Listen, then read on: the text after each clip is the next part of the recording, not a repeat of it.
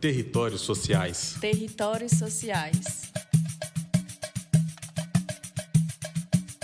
Territórios sociais.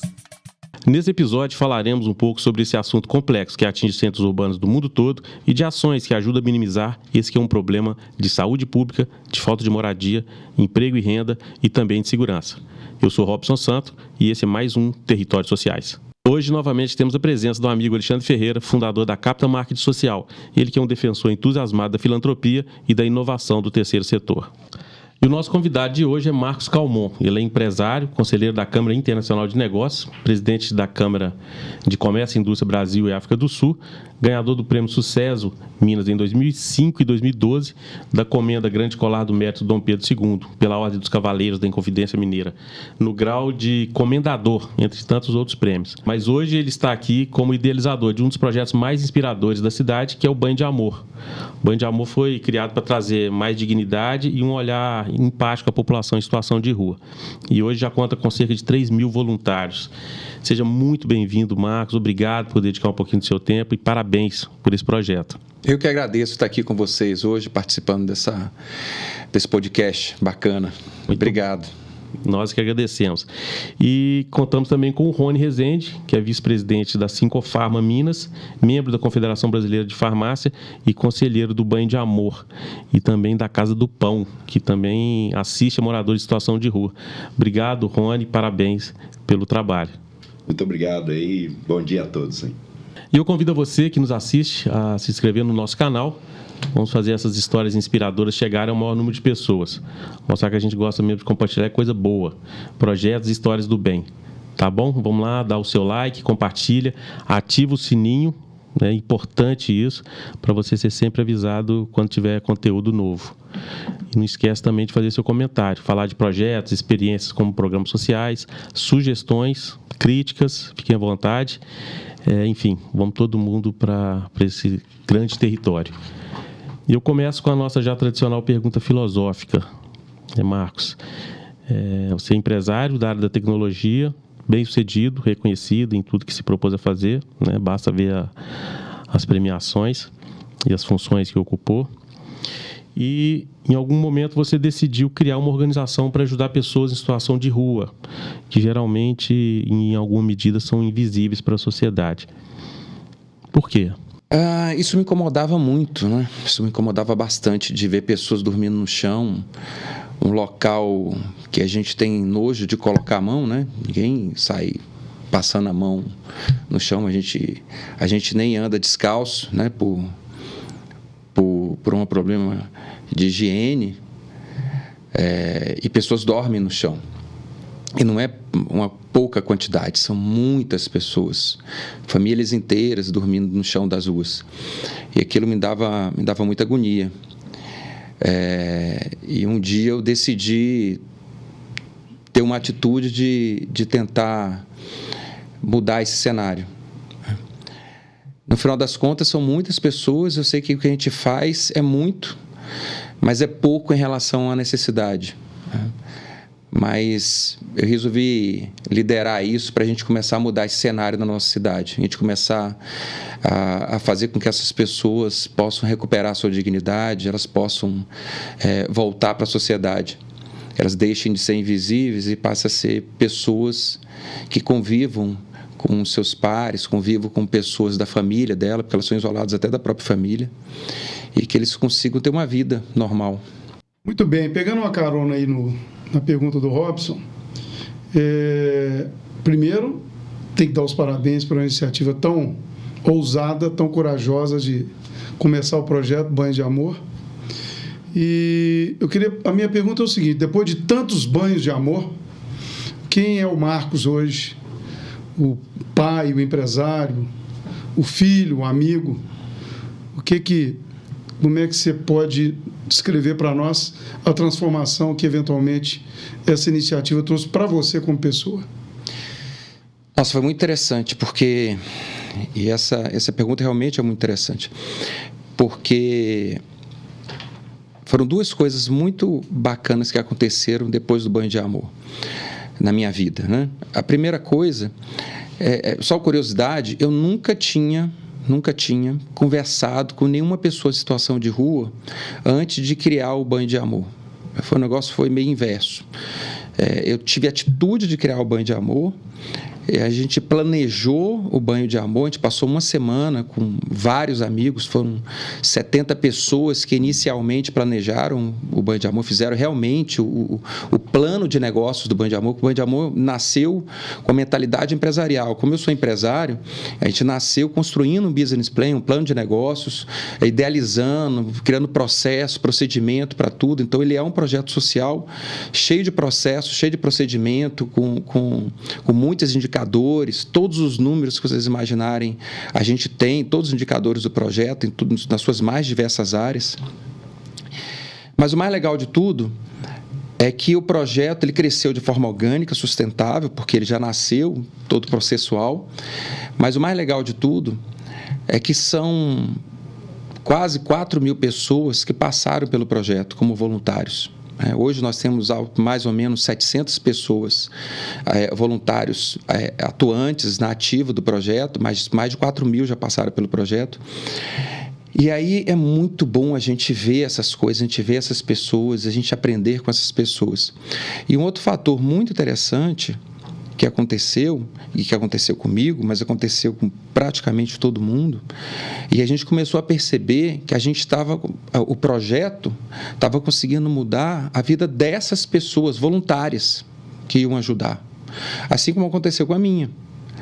A minha percepção do outro melhorou significativamente, porque tinha em mim, naquela época, sempre teve muita bondade, no sentido que isso é familiar. Minha mãe, ela tem essa característica de doação, de cuidado.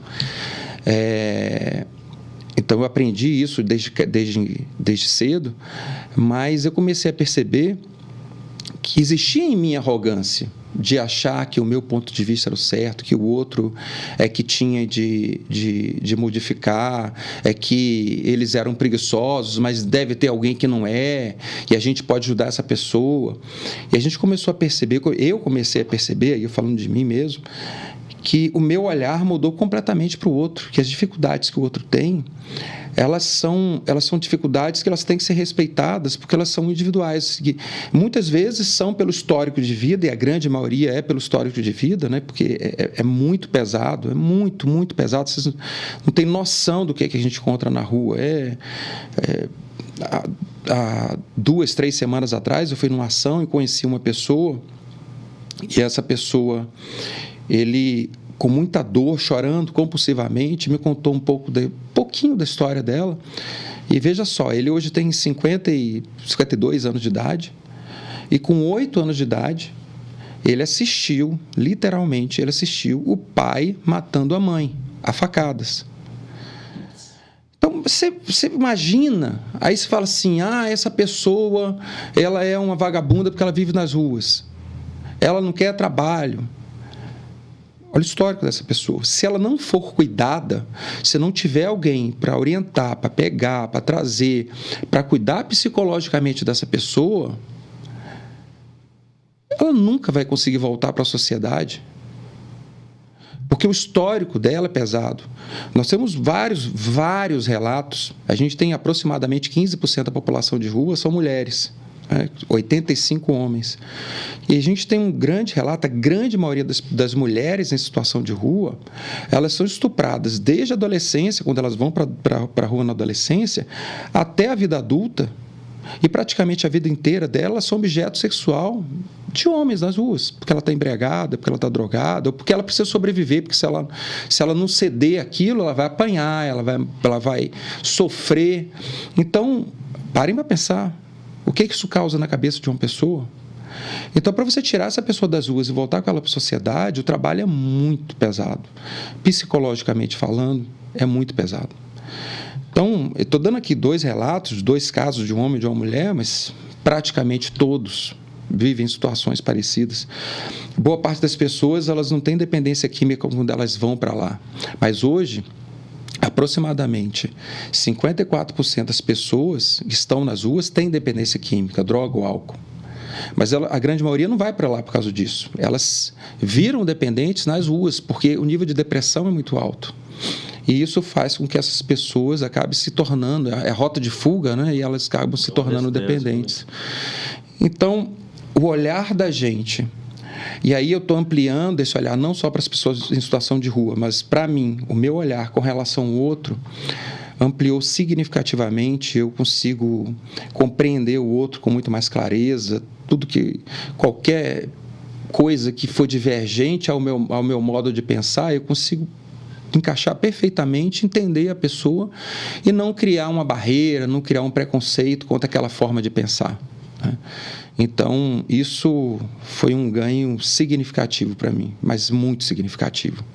E todos os dias eu consigo perceber isso mais claramente, que a doação em prol do outro me ampliou um horizonte mental, assim, infinito. Nós começamos essa conversa, né, trazendo alguns dados dessa pesquisa, né, do Censo Pop Rua. E eles falam, né, que o que a maior parte das vezes leva as pessoas às ruas são esses problemas familiares, falta de moradia, né, o uso de álcool e drogas. Agora você, né, nos traz esse relato que a maior parte passa a usar depois que vai para as ruas, desemprego, doenças mentais em alguns casos. E queria fazer essa pergunta ao Rony, que está também como conselheiro do Banho de Amor. Como que a instituição trabalha para ajudar nesses aspectos? Tem alguma forma de pensar sobre falta de moradia, as doenças mentais? Tem um encaminhamento para alguma clínica? Como que funciona isso no Banho de Amor? Muito obrigado por estar aqui. Eu fico nessa oportunidade. E olha que eu já ouvi meu presidente, meu chefe falar várias vezes. E aí, todas as vezes que eu vejo ele falar, eu me emociono. Por quê? Porque vem de um convite, né? E que através de um convite eu estou aqui para pensar tudo que a gente pode fazer. E tudo que a gente pode fazer, que eu falo assim, hoje eu estou como conselheiro do Banho de Amor, mas acaba que essas conexões que a gente vive no dia a dia, junto às pessoas em situação de rua, nos trazem ideias, assim, e é muito dinâmico. Cada dia a gente tem uma ideia e cada dia a gente está ligada a uma pessoa que pode ajudar mais, né? Então, quando você faz essa pergunta aqui, é importante você estar nesse dia a dia, vivendo as dores das pessoas em situação de rua, que você consegue conectar pessoas que podem ajudar e até mesmo o poder público poder fazer mais, né? Eu fico pensando porque a minha história é um pouco diferente da história do Marcos Calmon, porque eu, embora empresário, estou lidando com pessoas em situação de rua praticamente há 20 anos. E eu venho de uma forma inversa, quer dizer, eu comecei a lidar com pessoas em situação de rua dentro de entidades religiosas, que era o que tinha esse olhar para as pessoas em situação de rua. Mas eu mudei de algumas entidades. Por quê? Porque eu não sou religioso. Eu sou um empresário, né? Embora eu gosto e acredito que todas essas casas religiosas fazem muito por essas pessoas, mas a minha formação é uma formação empresarial. E aí eu penso que o empresário, com a visão do empresário, ele pode ter esse olhar e transmitir muito ao poder público e aquelas pessoas que querem ajudar muito, os empresários que querem investir, que querem ajudar muito, com o nosso olhar. Então, eu acho que esse momento que nós temos vivendo junto aos moradores de rua ajuda muito para que essas doações ou esses investimentos no social possa ter um foco melhor do que tinha antes, quando tínhamos essas informações e essas coletas somente pelas entidades religiosas.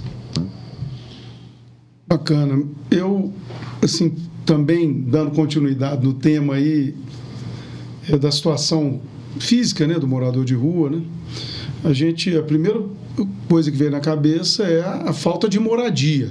A pessoa está na rua, então, e como é que o Banho de Amor vê a participação do poder público? Existe alguma parceria do Banho de Amor com, por exemplo, a prefeitura da cidade para amenizar a questão da falta de moradia, como é o comportamento também do morador de rua em relação aos abrigos que a prefeitura oferece? Como é que o Banho de Amor enxerga essa questão da moradia e da participação do poder público? Vamos lá. A gente não tem nenhuma parceria direta com entidades, nenhum tipo de entidade governamental, assim como a gente também não tem nenhum vínculo político, nem partidário e nem religioso. Então, a nossa ligação é diretamente de pessoas ajudando pessoas, né? Está falando de pessoas, voluntários, ajudando pessoas que precisam da nossa ajuda para poder conseguir sair das ruas e ter um pouco mais de conforto nas ruas. O mais legal de tudo é deixar isso claro: nós somos uma entidade, né, sem fins lucrativos, obviamente. Como eu falei, nenhuma ligação religiosa, política, partidária, e que a gente tem como intuito, como cerne, a recuperação dessas pessoas em situação de rua, devolvendo a dignidade delas. Então, o Banho de Amor ele começou com essa característica, ou seja, a gente percebeu que não tinha lugar para as pessoas tomarem banho. Então, a idealização, o projeto, né, o ninho do Banho de Amor foi criar banheiros, esses banheiros móveis, que as pessoas pudessem tomar banho. Então, a gente criou um projeto, a gente desenvolveu o projeto de uma carretinha móvel, e fizemos toda a engenharia dela com caixa d'água, com pressurizador, com bombeador, com aquecedor, para a pessoa tomar um banho confortável, quente, e aí poder entregar para ela uma roupa nova que estou dizendo de doação, né, mas em bom uso, em bom estado de uso, uma toalha para ele se enxugar, um shampoo, um sabonete, de forma que ele pudesse tomar um banho decente. E mais do que isso, o que a gente queria entregar para essa pessoa era amor, porque o que essas pessoas mais precisam não é um alimento, por mais que ela precise se alimentar, mas o que ela mais precisa é de carinho, de amor. Ela precisa ser ouvida, e mais do que isso.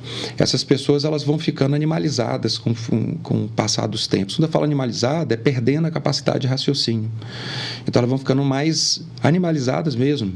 E aí, nesse sentido, quando a gente começa a ajudá-las mentalmente, ou seja, a gente começa a ajudar a nossa capacidade de raciocínio para essa pessoa, para ela entender que aquilo não é um local de se viver, porque tudo na vida da gente a gente se acostuma, né? Até viver nas ruas.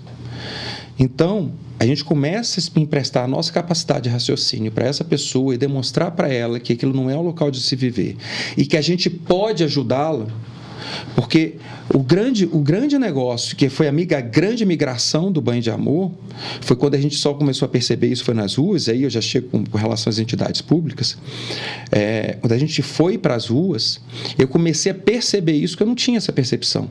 Eu fui lá para ajudar as pessoas, né? Ou seja, dar carinho, recuperar a dignidade, e a gente queria trabalhar isso na recuperação da autoestima, ou seja, a pessoa se sentir limpa, a pessoa se sentir cheirosa, porque ia ter um perfume, um shampoo, um desodorante, ia botar uma roupa limpinha, então ela trabalhar a autoestima dela. E a gente foi lá e conseguiu trazer pessoal para cortar cabelo, os cabeleireiros, fazer a barba, maquiagem. Então a gente começou a trabalhar toda essa autoestima dessa pessoa para recuperar. Só que a gente começou a perceber que o buraco era muito mais embaixo. E a gente começou a perceber que a maioria das pessoas tinha dependência química. E só trabalhando a autoestima não ia conseguir recuperar essa pessoa, trazê-la de volta para a sociedade, recuperar essa dignidade dessa pessoa, porque ela tinha uma dependência química. E dependência química não é uma coisa assim que amanhã não vou usar mais, a partir de amanhã eu não vou usar mais crack. A partir de amanhã eu não vou mais beber álcool. Não é simples. Então a gente começou a perceber que o buraco era mais embaixo. Quando a gente fala do buraco mais embaixo, ou seja, a gente não queria, e a gente não é assistencialista. A gente utiliza assistencialismo, que é o dar roupa, é dar o banho, maquiagem, um alimento. A gente utiliza isso como meio de a gente acessar essas pessoas para a gente incomodá-las. E quando eu falo incomodar, incomodar mesmo. Dizer para elas coisas que elas precisam ouvir para elas entenderem que aquilo não é lugar para se viver. E que a gente, aí sim, entra a nossa ação. Aí sim entra o nosso propósito. É onde nós realmente conseguimos ajudar essas pessoas a se recuperarem, porque a gente consegue ajudar em todas as vias, a gente consegue ajudar. Se ela não tiver dependência química e ela tiver um problema familiar, e esse problema familiar que ajudou, que fez com que elas fossem para as ruas, porque brigou com a família, porque brigou com o irmão, a gente consegue ajudar ela a fazer esse reenlace com a família e voltar com ela para a família dela. Então ela consegue voltar, se ela não tiver dependência química. Se ela tiver dependência química, e se ela não tiver dependência química, a gente ajuda ela a arrumar um emprego também. Nós temos várias empresas, inclusive é uma coisa importante que os empresários, de uma forma geral, entendam que eles podem ajudar o Banho de Amor disponibilizando vagas de trabalho para coisas simples, ou construção civil, porque tem muitos profissionais de construção civil, tem muitos profissionais nas ruas de várias áreas, mas principalmente construção civil e trabalhos de uma forma geral, serviços gerais de uma forma geral. Podem muito nos ajudar nisso daí. Então, para as pessoas que não têm dependência química, a gente faz o reenlace familiar e consegue emprego para elas. Ou capacitação profissional, que também nós temos várias parcerias de capacitação profissional. E, além disso, para as pessoas que têm dependência química, como eu falei, mais da metade, a gente consegue disponibilizar vagas sem custo nenhum. Nós, Projeto Banho de Amor, pagamos, sustentamos as pessoas em processo de recuperação. Quando eu falo recuperação da vida dela, no sentido de não usar mais drogas, não usar mais álcool. Então, a gente consegue ajudar essas pessoas a se recuperarem. Nós, financeiramente, pagamos para as pessoas se recuperarem, um processo que dura em torno de 1 ano para a pessoa se recuperar. Depois que essa pessoa se recuperou, ela não tem mais a dependência imediata, porque o dependente químico, seja ele de droga ou de álcool, ele é dependente para o resto da vida, né? Ele não ficou 1 ano em processo, ele não é mais dependente, ele continua dependente. A diferença é que a gente consegue fazer com que ele consiga raciocinar, todos os dias ele entender que naquele dia ele não vai usar droga, ele não vai usar álcool. O raciocínio do raciocínio, anônimo, né? Exatamente. Mais um dia. Exatamente.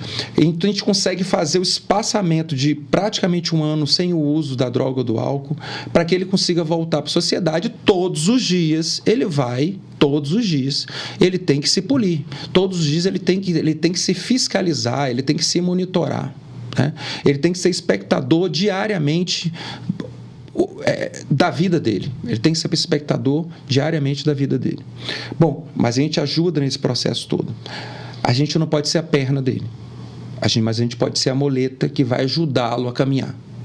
Então, isso é o cerne do Banho de Amor. Com relação às políticas públicas, principalmente de moradia, por isso que eu falei isso tudo antes, para vocês entenderem a lógica, a gente chegou a conversar com a prefeitura, mas a prefeitura tinha umas políticas delas que eram bem políticas, né? Então elas queriam mostrar números, e nesses mostrar, como não tem característica nenhuma partidária, nem política, não sou candidata a nada, nunca fui candidata a nada, então eu tenho mais autonomia para poder falar, porque eu não tenho interesse político algum. Eles tinham números para mostrar. Então, por exemplo, a prefeitura, na gestão passada, foi lá e comprou alugou, na verdade, um monte de casas, prédios no centro da cidade e colocou um monte de pessoas em situação de rua para morar nessas casas. Pegava quarto dentro de um prédio, e aí botavam várias pessoas, botavam um beliche, botavam 2, 3 pessoas, 4 pessoas dentro do quarto e começou a dar local para essa pessoa dormir. Mas veja só o que aconteceu, e era o que eu já tinha falado. Essas pessoas, elas só tinham local para dormir quando elas conseguiam chegar lá se não tivesse embriagada ou drogada. Então, elas passavam o dia inteiro nas ruas e quando conseguiam chegar nesse local, esse dormitório, elas iam lá e dormiam. Não tomavam banho. Não tinha... A situação era praticamente a mesma. Era a mesma. A diferença só que ele tinha um teto para dormir e não dormia no chão. Mas, às vezes, estava embriagado, acabava dormindo no chão mesmo das ruas. E era isso que acontecia, porque houve uma ação para gerar um indicador de que a população de rua diminuiu, mas a população de rua não diminuiu. Ela continuou na rua. Só mudou de endereço. Só mudou de endereço, exatamente. Em vez dela dormir na calçada, ela agora passou a morar no prédio, ou dormir no prédio, só dormir no prédio, estava lá. Não diminuiu em nada. Ou seja, o trabalho para recuperação dessa pessoa, ela nunca existiu. Há 2 semanas atrás, a gente foi chamado pela Secretaria de Defesa Social, defesa social, que foi um trabalho que eu estou achando que vai ser bem legal, tomara que realmente ele tenha lisura nisso daí. Eu entendi que a vontade era boa, em que a prefeitura está fazendo um incentivo muito forte para as pessoas empregarem pessoas em situação de rua. Aí vai ter incentivo fiscal, facilitação e perdão de dívida de ISS, por exemplo, de IPTU e etc. Então tem uma ação muito forte para fazer com que os empresários comecem a ter vagas de trabalho para as pessoas em situação de rua. Isso é muito legal. Só que eu volto a dizer, mais da metade das pessoas em situação de rua tem dependência química. Tem que recuperar o cara. Então, se a pessoa tem dependência de álcool, ela vai trabalhar um dia, no outro dia ela vai faltar. Se ela tiver dependência química, ela vai trabalhar drogada, ela vai trabalhar não tem condição. Com crack na cabeça, não tem jeito. Então, o trabalho, se a maior parte da população de rua tem dependência química, isso é um índice concreto, a primeira coisa que a prefeitura ou o governo do estado tem que fazer é a recuperação dessas pessoas. Isso não é defesa social, isso não é segurança pública, isso é saúde. Então, tem que ter uma intervenção da prefeitura, do governo do estado, no caso, principalmente a prefeitura, um projeto de saúde para a recuperação dessas pessoas. Isso é a principal coisa que eu acho que a prefeitura tem que ter. E ela pode contar com o nosso apoio integralmente para isso. Mas, como volto a dizer, tem de deixar de ter política e ter mais humanismo. Eu acho que tem muita política e pouco humanismo. Assim, vocês falaram que o Banho de Amor não é uma instituição com nenhuma ligação religiosa. E tem uma pergunta que eu separei, que é de um religioso, que é o padre Júlio Lancelotti, uma das pessoas, assim, uma das principais personalidades que está envolvida com a causa. E eu já não me recordo do ano em que ele foi para as ruas, pegou uma marreta para quebrar aqueles paralelepípedos que são colocados, né, aqueles projetos higienistas, né, para tirar o morador debaixo de um viaduto, debaixo de qualquer aparato ali. Até que ponto que a valorização da estética, do belo, de uma cidade bonita, ela pode ser antagonista à dignidade humana? Essa pergunta é bem paradoxa. Bem paradoxa. Por que eu estou falando de paradoxa? Porque ao mesmo tempo que a gente fica indignado porque se construiu alguma coisa que está impedindo de uma pessoa dormir naquele local onde ela dormia, né? Isso é ruim, e ao mesmo tempo a gente também tem que pensar na beleza da cidade, a gente tem que pensar no projeto arquitetônico da cidade, a gente tem que pensar em um monte de coisa que envolve a cidade e que ela não pode deixar de existir porque as pessoas estão dormindo nas ruas. Então, na realidade, as pessoas em situação de rua, elas têm que se adaptar, isso é a minha visão, elas têm que se adaptar à cidade. E não a cidade, eu estou falando de arquitetura, tá? Então, não a cidade tem que se adaptar às pessoas em situação de rua. Quer dizer, eu tenho uma pessoa dormindo na frente de uma loja que está para alugar. Então, aquela loja nunca vai poder alugar porque tem uma pessoa dormindo na rua, na frente da loja. Então, se alugar a loja, aquela pessoa vai ter que sair. Então, a pessoa não pode ser expulsa dali, então não pode alugar a loja. Não tem lógica isso. A gente tem uma praça muito bonita e está cheio de pessoas em situação de rua naquela praça e está trazendo um problema gigantesco para o entorno daquela praça, que não pode mais usar a praça porque ela está sendo povoada por pessoas em situação de rua. Então, a gente não pode inverter os valores, né? As pessoas em situação de rua, elas têm que se adaptar. E eu não estou querendo dizer não se adaptar no sentido de expulsar aquela pessoa, pegar as coisas dela, jogar fora, como aconteceu em algum tempo atrás, em vários locais. Mas eu também não sou contra a essa adaptação. O que acontece é a forma que está sendo feita. Ou seja, a prefeitura, de uma forma geral, isso não é só a prefeitura de Belo Horizonte, uma boa parte das capitais, grande maioria das capitais, tem o mesmo problema. Na realidade, ele trata um problema da dor imediata, mas não trata, começa a fazer soluções paliativas, ou seja, tem uma dor, vai lá e toma um remédio, mas não está procurando saber o que está causando aquela dor. Ou seja, para tratar o cerne da dor. Ele está tratando a dor. E aí, daqui a pouquinho, ele vai ter outra dor. O cara saiu daquela praça e foi para outra praça. Aí foi para outra praça e foi para... Quer dizer, ele tem que tratar como eu vou lidar com essa população. O que eu vou fazer para efetivamente recuperar essas pessoas em situação de rua. Então, essa equação não é fácil de se fechar, mas eu não sou contra a adequação de forma humanitária dessas pessoas em situação de rua. Eu não pegaria uma marreta e iria quebrar alguma coisa da cidade porque uma pessoa dormia debaixo daquele local, debaixo de um viaduto, porque a pessoa ela tem que ser recuperada. E não... Eu sou contra o conforto da pessoa na situação de rua, no sentido de ir lá e botar um colchão mais macio. A gente tem que recuperar aquela pessoa e voltar ele para a casa dele, para ele ter uma família, para ele ter o convívio com a família dele de novo, para ele voltar para a sociedade, para ele não ter mais dependência química. Obviamente, nem todos vão conseguir isso, porque a dependência é muito forte. Mas eu, enquanto entidade pública, e eu estou falando de mim mesmo, eu, enquanto entidade pública, estou falando no sentido da prefeitura, e eu, enquanto cidadão, faço o meu trabalho. Eu não vou lá dar um colchão novo para a pessoa dormir na rua. A gente não faz isso no Banho de Amor. A gente dá um cobertor para a pessoa porque é uma questão de sobrevivência. Ela precisa se cobrir, senão ela vai ter hipotermia na noite de frio.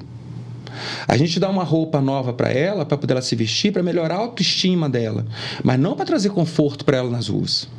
O que eu trago para ela, de fato, é a possibilidade real dela sair das ruas a gente ajudando ela efetivamente a sair das ruas. Não importa qual a necessidade dela. Independente da necessidade dela, a gente pode ajudar. Ela sair das ruas. Dessas provocações diárias que vocês fazem, né, no sentido de conscientizá-las a pensar que aquele espaço não é adequado. E a partir disso, a gente consegue ajudá-la a efetivar aquilo. Se ela tiver uma família dela, se ela tiver família, 40% da população de rua de Belo Horizonte não é de Belo Horizonte. Ela vem de outras cidades do interior e de outros estados para cá, 40%. Então, se a gente consegue voltar com essa pessoa para a cidade de origem dela e com o apoio da família dela e com o apoio da prefeitura local, a gente já consegue ajudar muito essa pessoa a se recuperar. As pessoas que têm dependência química, nós efetivamente ajudamos ela a se recuperar, sem custo nenhum dela. Nada. O nosso único ganho é a recuperação daquela vida. Nada além disso. Esse assunto, igual o Marcos falou, e que eu vejo do Banho de Amor, é que essa visão empresarial, e aí vai um pouco diferente da visão somente do lado assistencialista e também do lado religioso, é que quer dizer, eles não têm que ter a preocupação que nós temos, né, no Banho de Amor, porque quando a gente fala de empatia, a gente se coloca no lugar do outro, de todos, até do empresário, porque quando o Marcos está falando aqui, quer dizer, tem um empresário ali que quer dizer que é o mesmo que pode, e muitas vezes ele participa muito ajudando a sociedade, mas ele não pode ser penalizado quando ele tem ali o cliente que não vai até a loja dele porque tem uma pessoa como um obstáculo para chegar na loja dele. Então, quer dizer, é muito importante e que quando a gente fala do Banho de Amor, e quando eu cheguei até o Banho de Amor e participei de um treinamento no Banho de Amor, então quer dizer, é que eu penso que é uma coisa que transforma quando você entra, participa de um treinamento e você, a partir daquele treinamento, você se torna uma ferramenta, um transformador com a mesma linguagem do Banho de Amor. Então, quer dizer, o que eu vejo, às vezes, que a falta de empatia, de se colocar no lugar do outro, quando uma pessoa está fazendo um trabalho somente religioso, quer dizer, ele toma uma decisão sem pensar que ele está prejudicando outras pessoas também. Né? Então, assim, esse treinamento, né, que todos do banho, para participar das ações do Banho de Amor, ele tem que participar de um treinamento, para que ele saiba exatamente qual é o pensamento de todos ali para aquela transformação. Que quando o Marcos fala do banho, então quer dizer, esse banho dá dignidade da pessoa, que a hora que ele sai, eu costumo dizer que, quer dizer, quando ele sai daquele banho com a roupa limpa, ele sai com a mesma possibilidade que nós aqui temos quando saindo do banho das nossas casas, banho limpo, roupa limpa. Então, quer dizer, ele sai, então ele abre a cabeça para muitas coisas. É lógico que é um gatilho. Sim. E que nesse momento, as pessoas que estão ao redor dele, quando ele sai do banho, quer dizer, com a dignidade igual a nossa, quer dizer, roupa limpa, né? Dignidade reconquistada, ele pode ali conversar com as pessoas que estão preparadas participando daquele movimento, daquele projeto, né, para que ele possa buscar caminhos que talvez ele sabe, né, que ele pode, quer dizer, ele pode ser um pintor, ele pode ser um jardineiro, ele pode ter muitas profissões que ele já teve na vida dele, que ao tomar esse banho e sair dali do banho de amor, amanhã ele se acha novamente capaz de buscar aquela pessoa que ele já trabalhou para ela e até mesmo para pedir um emprego, né? E nós, várias ferramentas, igual o Marcos mesmo disse, a gente tem dentro do projeto. Mas eu acho que o gatilho da dignidade, quando ele sai do banho, é maravilhoso, é transformador. Eu fico emocionada cada vez que você vê uma pessoa sair de banho tomado, de roupa limpa, né? Sim, sendo tratado e tratando de igual para igual. Eu acho maravilhoso isso. Um paradoxo aí que eu queria comentar um pouco mais, esse paradoxo que ele falou, que o Marcos falou. Porque tem uns que vão lá e levantam a barreira física para o morador de rua não ocupar o espaço. Aí vai o padre, na iniciativa dele, dentro da lógica dele, mete o martelo naquele muro porque ele acha que não pode ter a barreira. Aí, para completar, para botar mais lenha na fogueira do paradoxo, vem o ministro Alexandre de Moraes, do STF, e proíbe a retirada das pessoas de rua forçado e proíbe o levantamento de barreiras físicas em locais públicos que aquelas pessoas estejam ocupando. Quer dizer, na minha visão, a coisa fica mais complicada ainda porque, de certa forma, joga o poder público numa zona de conforto. A prefeitura agora não pode fazer nada, porque o ministro lá em cima proibiu. Eu não posso tirar o cara de lá, eu tenho que trabalhar para que ninguém levante barreira física, então quem levanta a barreira física está errado. Você põe mais lenha nessa fogueira, enquanto que ninguém está, no setor público, parece que ninguém está mirando a solução que pode ser a solução definitiva, que é comentada pelo Marcos, de identificar o problema que aquela pessoa carrega com ela na vida e tentar curar aquele problema, né? É o dependente de droga, é o que teve problema psicológico gravíssimo na infância. Esse é o ponto, né? Que talvez o poder público tivesse que trabalhar melhor. O problema é de saúde, né? Não é de segurança nem de, repetindo as palavras do Marcos, né? Então, eu acho que isso complica um pouco o posicionamento do setor público, que joga na zona de conforto, e talvez aumente ainda mais a responsabilidade de projetos, né, como o Banho de Amor, de tentar continuar resolvendo a questão, né? Agora, perceba o seguinte, e isso provavelmente vai acontecer mesmo, ou seja, a prefeitura ir lá e lavar as mãos porque não pode mais fazer nada. A forma que era feita antes, a abordagem antes, lá atrás, ela era péssima. Era literalmente chegar lá e pegar tudo das pessoas e levar embora e deixar a pessoa sem nada e migra daqui, senão a gente não vai deixar você nunca ficar aqui. Então, isso é uma abordagem nada humana, né? Então, nada humanitária, aliás. Agora, por exemplo, eu não sei se é a melhor ideia, tá? Mas é uma coisa que me vem à cabeça a todo momento.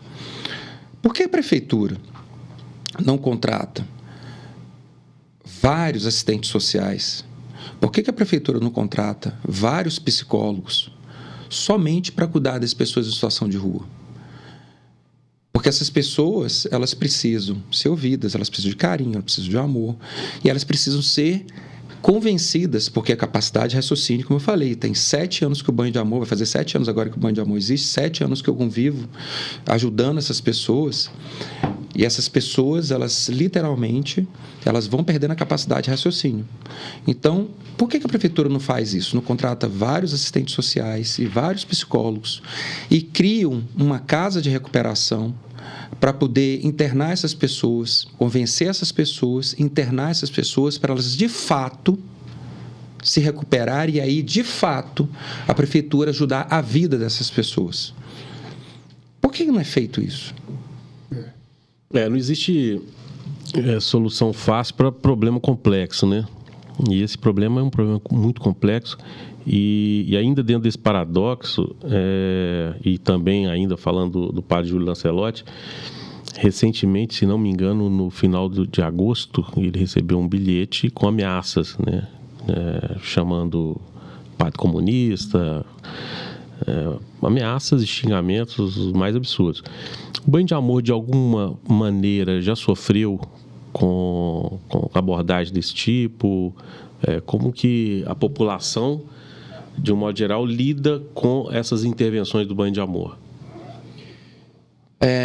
De uma forma geral, o Rony está lá no dia a dia também, ele vai poder contribuir com a minha fala, mas de uma forma geral, muito carinho a gente recebe. A gente nunca teve nenhum problema de nada, nem no comecinho do projeto, quando o projeto estava começando mesmo, assim, 6 primeiros meses, a gente sentia um pouco de hostilidade das pessoas em situação de rua, não de todas, né? De algumas pessoas e tal, mas depois de um tempo a gente começou a perceber que a própria população de rua se hostilizava com quem hostilizava a gente. Então, mas bem no comecinho, eu lembro de uma... E eu volto a dizer... eu digo, não a população de rua, a sociedade de um modo geral, o empresário... Não, pelo contrário. Obviamente, de vez em quando eu tenho algum amigo que fica falando para mim, cara, não sei porque você fica mexendo com esse negócio de ajudar pessoas em situação de rua. E tem um preconceito muito forte. Eu disse, não, no final das contas, tudo é cambada de vagabundo. E aí eu volto a dizer... Isso, eu volto a dizer, uma das coisas que melhorou muito o Marcos, pessoalmente, né? A primeira foi a desconstrução do ego. Né? A desconstrução do meu ego foi o maior ganho que eu tive na vida. E nessa desconstrução do ego foi a percepção do outro. Então, quando alguém fala uma coisa dessa para mim, ele não sabe, ele nunca conviveu, ele tem um preconceito sobre alguma coisa, esse preconceito é a visão dele daquela coisa, e se ele só tem aquela visão, tem 2 alternativas: ou eu consigo desmistificar ela sem embate, né, demonstrando um outro lado da história, e que nem sempre a pessoa vai conseguir, porque isso é uma chave que vira na cabeça.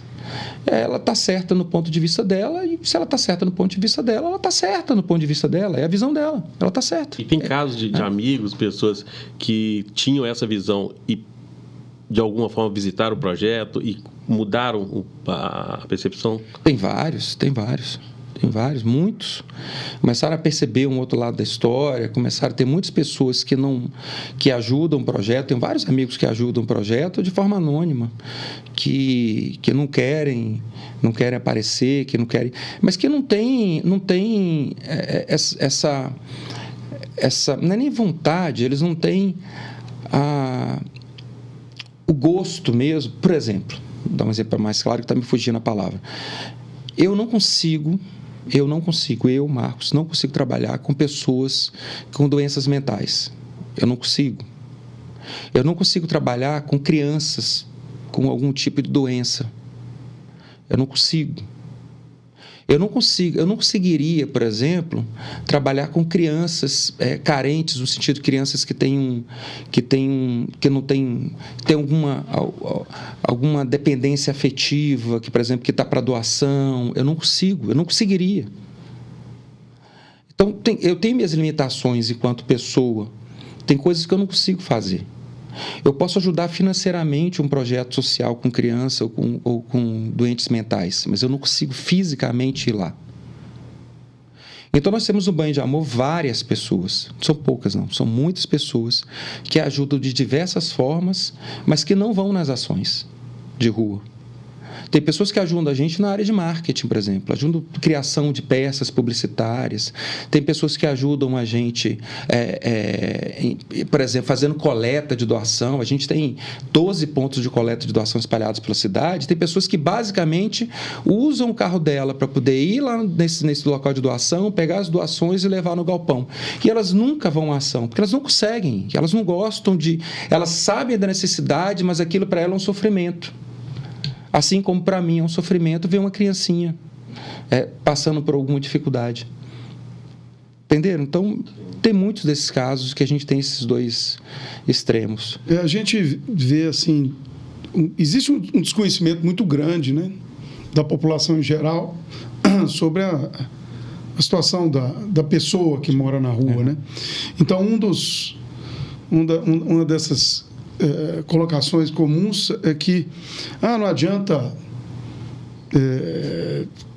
dedicar esforço com essas pessoas de rua, porque a maioria deles gosta de morar na rua e não adianta. Então, eu queria até perguntar para o Rony, existe fato, pessoa que gosta de morar na rua, ou a realidade dessas pessoas, né, da grande maioria delas, estão ali porque não tem outra alternativa, caíram naquele ali, estão com dificuldade de sair.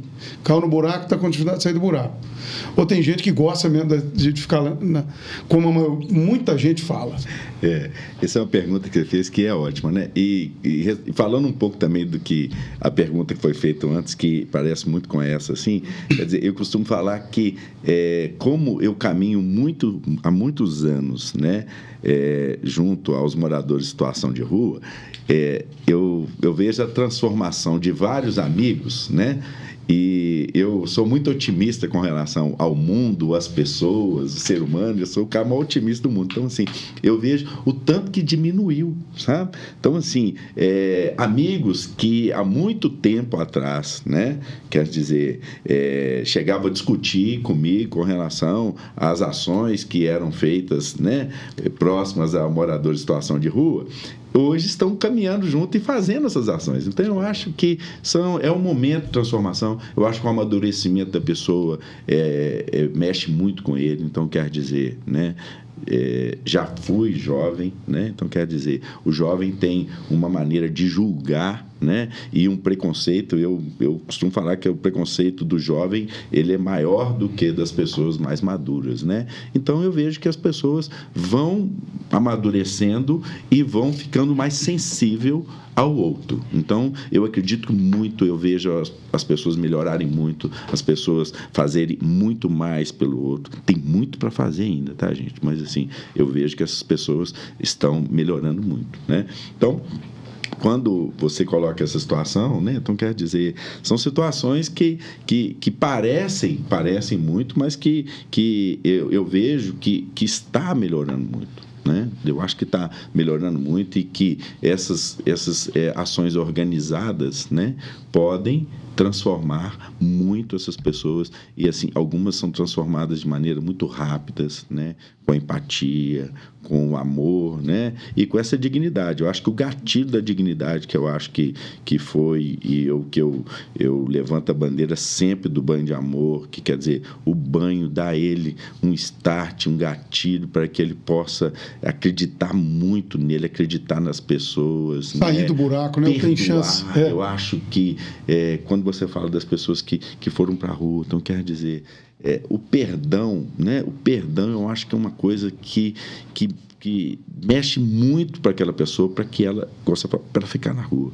Então, quer dizer, ele saiu porque ele não perdoou uma atitude da mulher. A gente, né, esses 85% que a gente vê aí na rua, né, homens, né, são pessoas que, a maioria, e eu falo que, aí você vem aqui dos transtornos psíquicos, você vê aqui bebida, mas o que levou que tirou ele de dentro da família, né? São muito relacionamentos amorosos mesmo. Quebrou o relacionamento de forma radical. Quebrou de maneira radical e lidar com esse rompimento, né? Acontece em todas as classes sociais, mas para ele foi uma porta de entrada e depois não consegue voltar. Aí fica essa pergunta, quer dizer, ele gosta? Não, eu particularmente respondendo, eu não acredito que ninguém gosta de ficar na rua, eu não acredito, né? Eu acho que ele pode, como o Marcos mesmo diz, ele para de raciocinar. Acostuma, né? Ele acostuma, sim, mas gostar de ficar na rua, eu não acho que... Você falou do perdão, Rony, e é interessante que muitas vezes a pessoa não se perdoa também por algum erro que ele cometeu com a família, com os filhos, com os amigos. E aí ele entra na bebida e tem a coisa de não voltar mais para aquele ambiente, porque ele não se perdoa, ele não vê dignidade para voltar a conviver. Acontece muito isso também, né? Muito, né? E quando a gente fala do perdão, é o perdão, assim, bilateral, de todo lado, né? Então, quer dizer, e ele acredita que não vai ser perdoado, né? Então, assim, são atitudes, às vezes, violentas, né? Atitudes violentas que acontecem também. Umas semanas atrás, eu estava no projeto, no Banho de Amor, e ouvindo uma pessoa, e lá a gente tem uma parceria com a Defensoria Pública, que é sensacional, né? Que traz algumas respostas, e aconteceu com um morador que lá estava, que quer dizer, o Marcos diz que 40% das pessoas que estão aqui não são de Belo Horizonte. Então, quer dizer, ele, por algum motivo, discussões que aconteceram, ele pode ter uma atitude violenta com o filho ou com a mulher na cidade que ele estava. Já estava vivendo uma situação, pelo que eu estou relatando, de um fato, né? Então, quer dizer, estava vivendo uma relação muito difícil na família dele.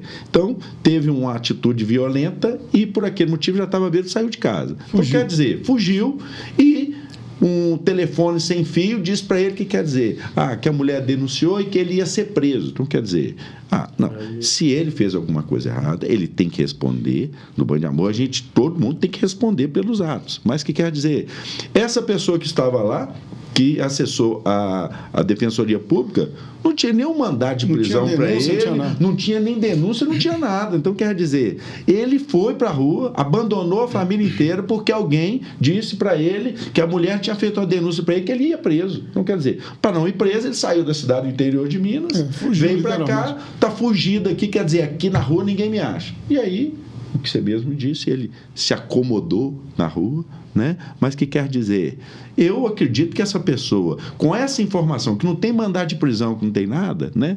Tem um delay, tem um delay do tempo. Mas, volto a dizer, saindo de um banho, com a roupa limpa, com a dignidade e com o conhecimento que a Defensoria Pública trouxe para ele pode ter o start de voltar e tentar reconstruir a vida dele. Né? Vocês devem... Um exemplo bacana esse. Óbvio, né, nesse dia a dia de vocês no Banho de Amor, na Casa do Pão, né? Vocês têm um convívio permanente e deve ter histórias diversas. Conta pra gente uma história, assim, que vocês veem, assim, que, poxa, isso mudou a vida de uma pessoa, essa pessoa conseguiu deixar as ruas, tem família hoje está numa vida legal. E tem casos de pessoas que passaram pelas ruas e hoje são voluntárias? É importante esse caso aí. Eu tenho um caso de uma pessoa que, num projeto social que eu participava antes do Banho de Amor, a gente, como tinha uma pessoa que tinha um projeto de cooperativa, ele queria participar de uma cooperativa, participava de uma cooperativa, que essa cooperativa era no Mineirão, de fazer a limpeza do Mineirão, e acreditava que poderia fazer uma mudança, né? Uma mudança, né? Dessas, assim. E aí, lá, a gente apoiou, a gente conhecia uma pessoa que é da Associação de Cooperativas, e lá ele teve a oportunidade de fazer esse treinamento. Então, lá ele fez o treinamento com mais 10 pessoas, né? Então, quer dizer, pessoas todas em situação de rua, né?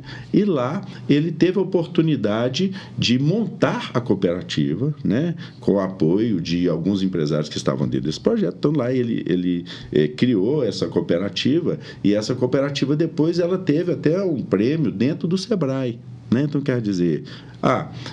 e eu preciso de deixar claro também que, quer dizer, o cooperativismo ele precisa de uma quantidade de pessoas, né? E que, durante um tempo, eles alcançaram esse objetivo, né? Foram reconhecidos por isso, mas que depois a cooperativa não continuou. Por quê? Porque a cooperativa precisa daquela quantidade de pessoas. E por mais que ele tivesse envolvido e tenha passado por essa transformação, ele não conseguiu que todos participassem. Então, a cooperativa deixou de existir porque todos não caminharam como 30% deles, né? Então, assim, aqui eu estou trazendo um exemplo que a gente deve acreditar. E aí eu gosto de falar sempre, que quer dizer, toda vez que eu falo do Banho de Amor, e aí vejo o Marcos falar aqui agora do poder público, né? E ele fala, fica uma sugestão para o poder público, né? Então, quer dizer, eu acho o projeto Banho de Amor, de tudo que eu já vivi, e tem 20 anos que eu vivo com morador de rua, das coisas mais sensacionais e mais humanas que eu conheço. Por quê? Porque ele tem uma gestão que é da parte empresarial. E aí, quando o Marco fala, quer dizer, você imagina, o Banho de Amor já acontece todas as terças-feiras. Pô, se o poder público já viu que o Banho de Amor já deu provas do tanto que ele é transformador, do tanto que ele pode trazer dignidade para aquela pessoa, do tanto que ele é maravilhoso, por que o poder público não replica um projeto Banho de Amor, quer dizer, que é o banho, com tudo que tem no Banho de Amor? Por que ele não copia, Marco, o Banho de Amor dentro de Belo Horizonte, por exemplo? Então, quer dizer, pega lá cinco regionais, né, e faz um modelo do Banho de Amor. Falou, Marcos, posso ir dentro ver como funciona? Eu tenho certeza que o Marcos vai abrir e vai participar disso. E aí essas pessoas vão ter, ao invés de um dia na semana para tomar banho, todos os dias para tomar banho, regras. Essas pessoas, esses profissionais que sejam psicólogos, que vão trabalhar com eles, quer dizer, vão receber essa pessoa logo a hora que ele sair do banho, com a dignidade igual a nossa aqui, e vai poder ajudar essa pessoa. Trabalha a parte humanística do negócio. Exatamente. Não é simplesmente dar um telhado para o cara dormir debaixo. Exatamente. E de lá, aqueles que têm problema de saúde, igual que é problema de dependência química, o Marcos deixa aquele é saúde. Então, quer dizer, essas pessoas vão ser selecionadas a partir daquele banho, né? E vão ser direcionadas. Gente, a gente tem um índice de recuperação de pessoas em situação de rua, recuperação de drogas e álcool, que hoje ele é de 43%. Não existe isso em lugar nenhum do Brasil. O modelo que a gente desenvolveu chama terapia breve. 43% das pessoas que entram para a recuperação, elas terminam o ciclo. Elas concluem o ciclo. Então, é muito alto. Então, é mais provado que funciona. A gente não está falando de teoria. Não é de experimento. Você tem realidade para mostrar. Realidade para mostrar. Então fica aí, aproveitando a fala do Rony e do Marcos, fica aí para os nossos gestores, né, essa dica. Produção, depois marca aí nosso prefeito, nosso governador, para que eles possam ouvir, né, conhecer o projeto. Bom, nós temos todo o nosso bate-papo, a gente traz uma reflexão, a gente busca uma frase, alguma coisa que nos faz pensar um mundo mais justo, um mundo melhor. E nós separamos de uma frase do Bauman, que é um dos filósofos que eu mais admiro, né? Um filósofo da pós-modernidade. E, na verdade, são duas frases, né? Eu queria ouvir a opinião dos dois. Até um tema polêmico. Então, o Bauman, ele fala, né, sobre a sociedade líquida, né? Ele dizia, vivemos tempos líquidos, nada é para durar. E, em outro momento, ele fala, na era da informação, a invisibilidade é equivalente à morte. O que isso nos diz, né? Então, assim, nessa história das redes sociais, de estar sempre se mostrando, né? Ninguém mais vive o anonimato. O Andy Warhol também falava todo mundo vai ter os 15 minutos de fama. Como que essa exposição cada dia maior nas redes sociais, como que isso impacta no voluntariado e como que as pessoas lidam com isso? E aí eu acho que vocês podem falar no banho de amor, né? Qual que é a orientação? Vocês tem um treinamento, né? De como que as pessoas, para evitar que as pessoas se voluntariem, estejam presentes nos projetos, para aparecer nas redes sociais. Isso é muito legal. No começo do projeto a gente teve muito essa preocupação. Hoje a gente não tem mais ela, não. Por quê? No começo a gente ficava falando assim, gente, por favor, não fiquem fazendo gravação e tal. E no começo a gente tinha muitos voluntários, fotógrafos e tal. Então a gente fala assim, depois a gente manda as fotos e os vídeos no grupo, aí vocês podem repostar lá, não fica... Isso lá no começo do projeto. Depois a gente aprendeu que era o contrário, que isso ajudava o projeto. E que não só ajudava o projeto, mas que também ajudava a pessoa. O fato dela ir lá e gravar, obviamente, ela está postando isso, está tratando o ego dela. Certo. Então, ela está... como se estivesse comprando um lugarzinho no céu, né? demonstrando para as pessoas que ela é. Ou seja, ela está para ela própria, ela está comprando um lugarzinho no céu e para a sociedade ela está demonstrando que ela é uma pessoa boa, que ela participa, etc. No frigir dos ovos, o que é que a gente percebeu com relação a isso? Eu não posso tratar o ego dela que tem que tratar é ela. Eu posso falar alguma coisa, pode influenciar, mas isso é de dentro para fora. Ou seja, eu posso falar 1 milhão de coisas que vai entrar para o ouvido e sair para o outro. Obviamente, eu falo muito isso.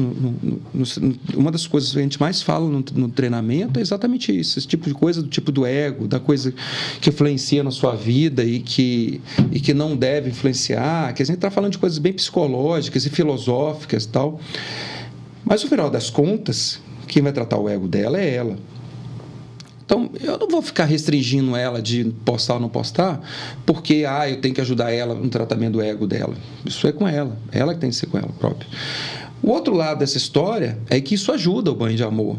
Quer dizer, egoisticamente falando, isso ajuda o banho de amor, porque ela vai lá, mostra que ela é bacana, que ela é legal, divulga o banho, e aí outra pessoa, amiga dela, fala, olha, que legal, também quero fazer isso, e vai lá e também quer comprar o seu lugarzinho no céu, e vai para dentro do banho. Quando ela chega no banho, ela percebe 2 coisas, que foi o que aconteceu comigo.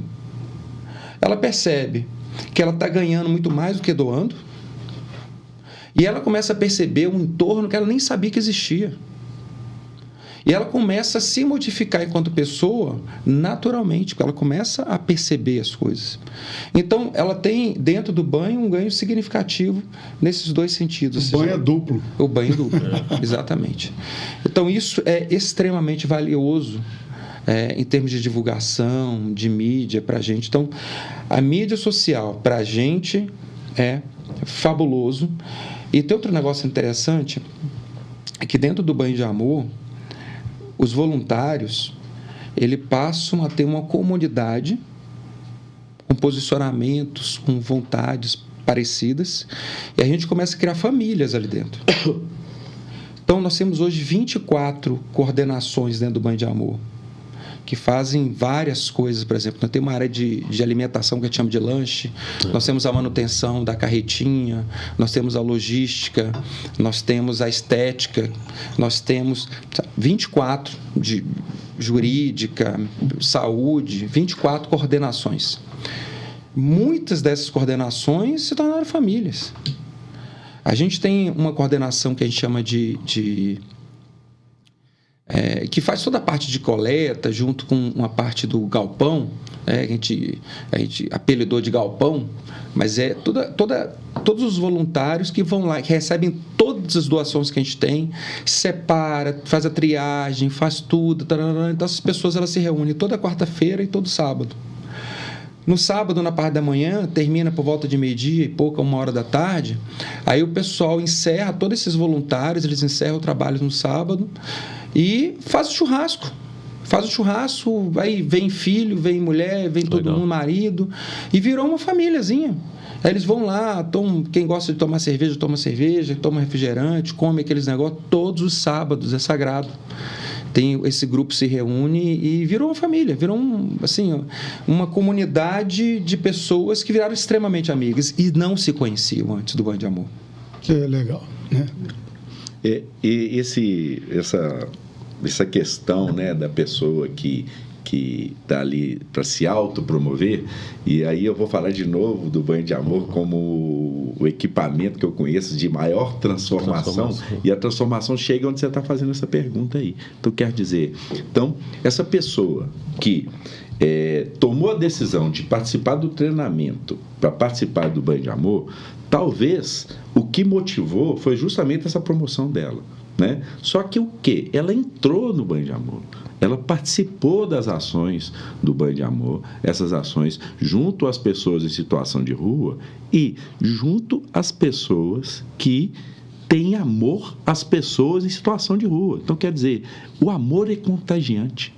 Eu acredito que, dentre as coisas mais contagiantes, o amor é o que mais contagia. Então, quer dizer, essa pessoa que foi para se autopromover, né? Quer dizer, ela é contagiada pelo amor e ela fica no Banho de Amor. E essa promoção é muito boa para o projeto, mas essa pessoa passa a mudar, como se ela fosse um artista, né? Um personagem que naquele momento ela ia lá naquela promoção e depois ela começa a participar das filmagens até do outro. Então, quer dizer, essa promoção acontece no trabalho que realmente ela está realizando, que realmente ela sente vontade de estar ali nas terças-feiras com a gente. Então, quer dizer, ela transforma essa pessoa e egoisticamente que ela tenha ido ela é contagiada, ali, né? Mas foi contagiada e mudou, foi transformada pelo Banho de Amor. Né? Então, a gente vê muito isso, né, Marcos? Né? As pessoas que vão e que depois fica tão íntima da gente que a gente, no momento, pode até ter julgado, não, mas essa pessoa está aqui somente pensando em se promover, né? Mas depois ela passa por transformação e hoje é uma pessoa muito dedicada, uma pessoa que hoje está contagiando outros com aquele amor, né? Então, assim, é um projeto que transforma todos. Tudo vale a pena, né? Bom, infelizmente, né, vamos caminhando para o final de mais um episódio, mas também felizmente porque foi ótimo. Eu quero convidar você mais uma vez a dar o seu like, a curtir a nossa página, o nosso canal, compartilhar esses vídeos com seus amigos, né? Fazer essas histórias chegarem e se espalharem para esse mundão. E agora, mais uma vez, a hora do nosso merchan social, nosso espaço para os convidados falarem um pouco do projeto, falar sobre o que está acontecendo, como que pode ajudar, dar os seus contatos, tem algum projeto nesse momento acontecendo. Então, o microfone é de vocês. Bacana. O Banho de Amor, eu já falei bastante, então acho que todo mundo já entendeu bem o que a gente se propõe. Nosso propósito é o de recuperar a dignidade dessas pessoas em situação de rua. Quem quiser saber um pouquinho mais, e aí falando de mídia social, nos ajuda bastante, porque ajuda na divulgação das coisas que a gente precisa. A gente precisa de doações constantes. Boa parte do recurso financeiro que faz o Banho de Amor acontecer, e lembrando que nós temos um custo muito alto, mensalizado, principalmente com as casas de recuperação. Como eu falei, a gente tem um custo integral dessas pessoas, e essas casas de recuperação que a gente tem parceria, elas também não têm fins lucrativos, mas elas têm os custos, então a gente paga mensalmente para essas pessoas estarem lá, e a gente também ajuda em tudo que a gente pode, como por exemplo, roupa de cama, toalha, roupa para as pessoas usarem lá, não só as pessoas que foram levadas pelo Banho de Amor, que estavam em situação de rua, mas também por outras pessoas que estão lá por diversas maneiras, porque elas procuraram a casa de recuperação para se recuperarem. A maioria não são pessoas em situação de rua, são pessoas que tinham dependência química e, através da própria família, a família que vai lá e custeia esse custo de tratamento deles lá. Bom, a gente obviamente tem um custo muito alto disso, E boa parte das doações que a gente recebe, a gente vende essas doações. Por exemplo, você tem uma televisão lá, então não vai mais usar aquela televisão, doa para a gente. Tem uma geladeira, tem um fogão. E, inclusive, muitas casas, a gente monta muitas casas de pessoas que saíram da recuperação, aí vai começar a trabalhar, começa a ganhar o salário dela, aí aluga um barracãozinho, e aí a gente começa a ajudar ela com coisas, com prato, com talheres, com fogão, a gente ajuda ela a montar a casa dela também. Então, isso tudo serve para as doações que a gente recebe. E o que excede, o que a gente precisa para o dia a dia, na operacional do Banho de Amor, a gente vende, né? A gente tem dentro do galpão um bazar que a gente faz todos os meses, a gente vende boa parte dessas doações para angariar recurso financeiro para a gente conseguir custear as despesas da gente.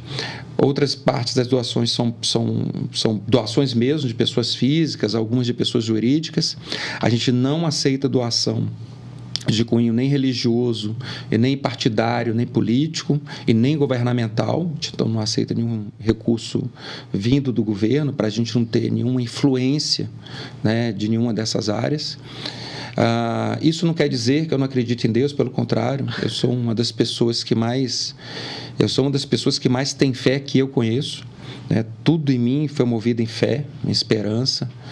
Então, eu tenho uma crença muito forte em Deus. Eu acredito que tudo que nos move é Deus. E o Rony falou um negócio muito interessante, que ele falou do amor, né? Que ele acredita que é uma das coisas mais contagiantes que existe. E eu faço minhas as palavras dele. E sem dúvida alguma, né? A gente costuma falar muito que Deus é amor, né? Então, a gente está falando da base de Deus, a gente está falando da base do amor. É uma coisa muito importante.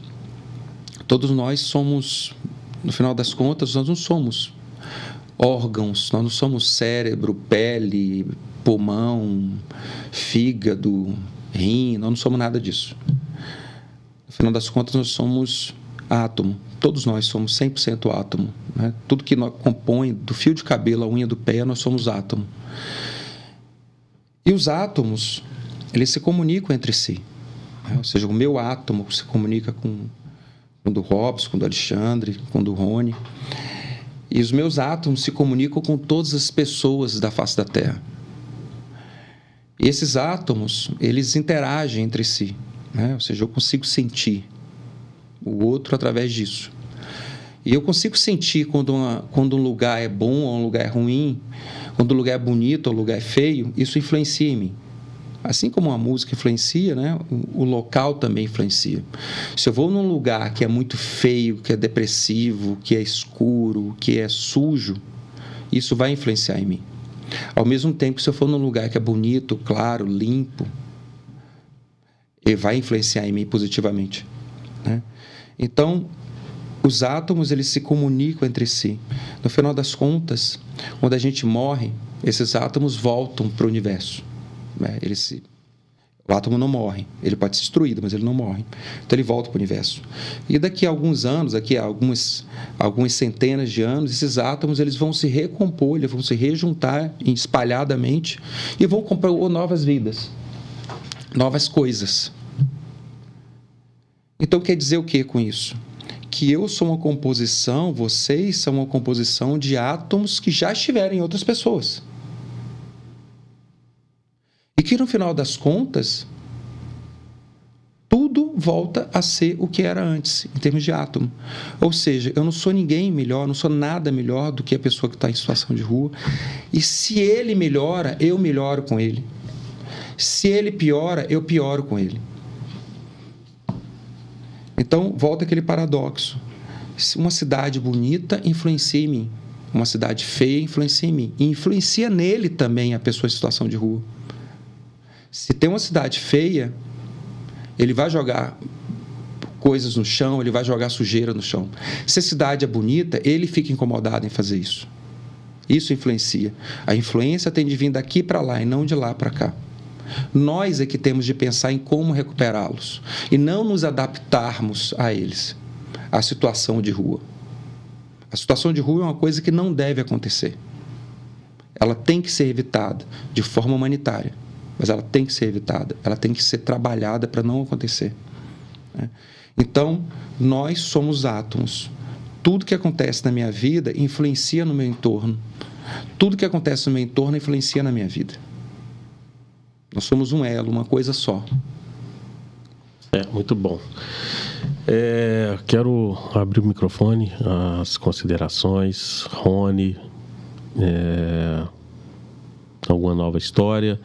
Eu queria, assim, agradecer muito estar aqui e fazer o convite, porque o que me levou para o Banho de Amor foi um convite, né? E eu gosto de convite que é feito e é aceito, né? Então, assim, eu conheci o Marcos Calmon numa tarde, né? Numa reunião, às 5 horas da tarde, e coincidentemente o Banho de Amor acontece às terças-feiras por volta das 18 horas. E aí ele, espontâneo do jeito que falou assim, eu vou fazer o convite para você conhecer o Banho de Amor. Que dia que é mesmo? É hoje. Que hora? Daqui 1 hora, né? E aí lá eu fui, né? E lá continuo, né? Como falo que o meu chefe é o Marcos Calmon, então faço esse convite para que vocês nos sigam, né, nas redes sociais, principalmente no Instagram, que é o Banho de Amor BH, porque lá você vai ser informado qual que é o próximo dia de treinamento. Então, através desse treinamento, você vai ter oportunidade de conhecer o meu chefe, né? Talvez ele possa ser o seu chefe também, né? Então, o Marcos sendo o seu chefe também. Então, nesse treinamento, você vai conhecer a ferramenta do Banho de Amor e que você venha para as ruas para que você possa não só dar um banho de amor, como receber um banho de amor. Né? Então, fica aí o convite, o mesmo convite que eu recebi um dia pelo Marcos, estou fazendo. Siga para não perder a data do treinamento, para que você faça e venha dar e tomar um banho de amor nas ruas de Belo Horizonte. Muito obrigado. Bacana. Muito obrigado. Exatamente isso, gente. @Banho de Amor BH. O Banho de Amor ele acontece somente em Belo Horizonte. Muito bom. Por enquanto. Por enquanto. Muito obrigado, parabéns pelo trabalho. Obrigado, gente. Obrigado pela oportunidade, pelo carinho. Joia. Muito obrigado a você que nos acompanhou, e eu peço novamente que nos siga, curta o nosso canal, compartilhe com seus amigos e até o próximo episódio. Um abraço. Territórios Sociais. Territórios Sociais. Territórios Sociais.